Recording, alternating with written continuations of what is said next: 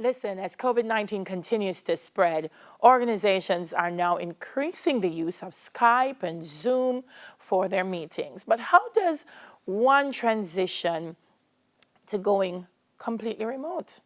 Well, Chelsea Wallace, founder of StartRemoteWorking.com, and Shawnee Fit, founder of Your Fit, they're here and they're going to help us and, lead us on the right path. Right, ladies? Good morning. Morning. Good morning. How are you guys? We're good. Chelsea, let's start with you. I think it was something that was in the back of everyone's mind, going digital. This is what we're going to have to do eventually. COVID kind of kicked us right into it, thrust us. Why do you think there was a hesitance to do it before? And what are some of the challenges now? Sure. I think that the hesitancy was one for our leadership in different organizations. It's really hard to feel like you have any kind of control over the deliverables of your employees and your teams when you don't see them. Right. How do you hold them accountable? How do you make sure that people continue to meet goals? And so I feel like there was this real resistance to that because there were no real strategies that were communicated or no real training around how do you actually make this transition. Yeah, you said it. I think also, Shawnee, some of the bosses, because they've never done it themselves, are a little bit unsure of how do I supervise someone, how do I manage this process, and I've never done it myself. What are some of the things that the employer should have in mind in terms of effectively managing teams remotely? So I'm a big believer in the use of software, especially project management software. That can be it's pretty straightforward. When people hear the word software, I feel like sometimes they, freeze and they're like, oh my gosh, this is going to be super hard. But some of them are really, really straightforward. So in our summit, we kind of discussed going through these softwares and how bosses and employers and small businesses and big businesses can implement these softwares which allow you to see transparency into projects as well as hold your team accountable, and also just having quick touch bases with your team similar to how we're doing this virtually now. That's exactly what needs to be done in order to kind of maintain a similar work style. Yeah, Shawnee, you're in Canada, and I think working remotely pretty much happens quite a lot there, if I'm not mistaken. So in terms of, so the leaders who are watching now, I want to give even maybe 2 steps, 3 steps, 2 tips before we've been thrust into it already. But what are some of the things you have to bear in mind when managing teams remotely? One, you need to, I think communication is huge. So you need to make sure that you're communicating with your team frequently. And you need to ensure that you're having these face-to-face conversations, even though it's remote. It gives your team a sense of belonging, a sense of motivation, and kind of makes them feel like they're still in the same environment. The next thing would definitely be looking at softwares like Asana, Trello, any of those softwares that, what can you easily implement? Most of them have free versions. So if, there are budget constraints at this time, you can implement softwares like that will really help you kind of drive your team and still hit those business goals that you've set at the beginning of the year.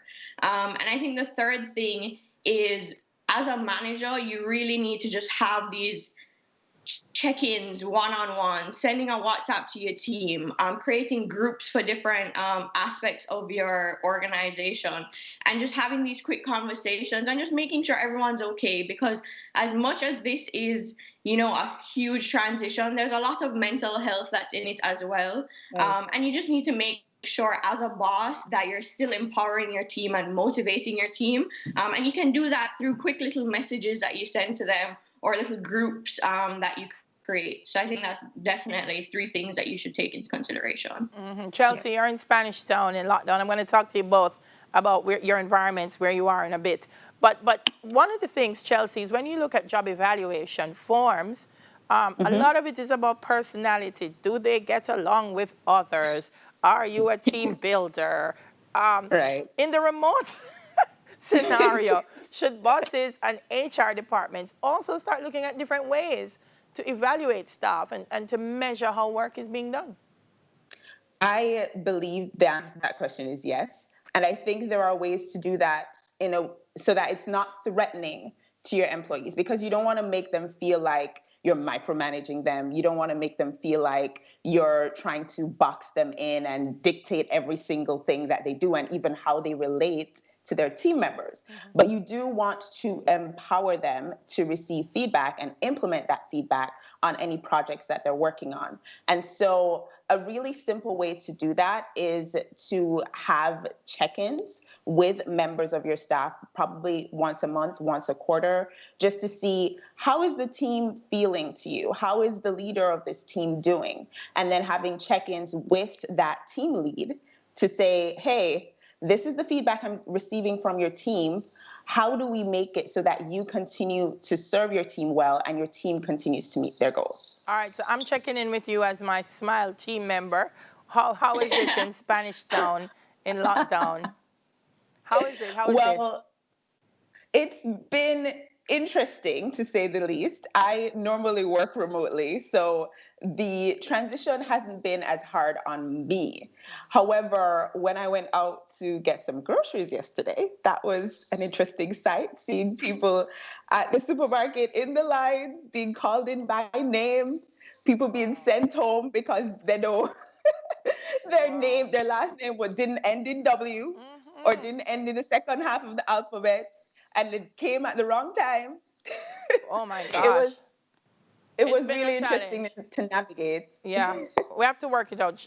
Shawnee, you're going to be a part of the 2-day free virtual summit. You're one of the speakers trying to get businesses to navigate even after COVID-19. So we're looking forward to that. Tell us, what's it like in Canada? I mean, it's pretty similar to Jamaica.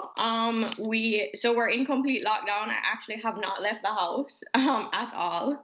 There is one person designated to kind of leave and come back. I am 8 months pregnant, so I'm definitely, staying home and just kind of, trying not to like see too many people. But it's very similar. I mean, I went to the doctor the other day, and before I entered, they gave me masks, gloves. They literally made me hand sanitize everywhere. And my temperature was checked before I entered, and there was a questionnaire of 10 questions that they asked me before they let me in the building. Wow. So it's definitely pretty intense, and definitely a shift for, I think, all of us, no matter where you are in the world. Okay, Chelsea, before you go, tell us how, I was going to say, where is this summit going to be? It's online, it's virtual. How can people participate? Where should they go? They should go to www.startremoteworking.com/summit.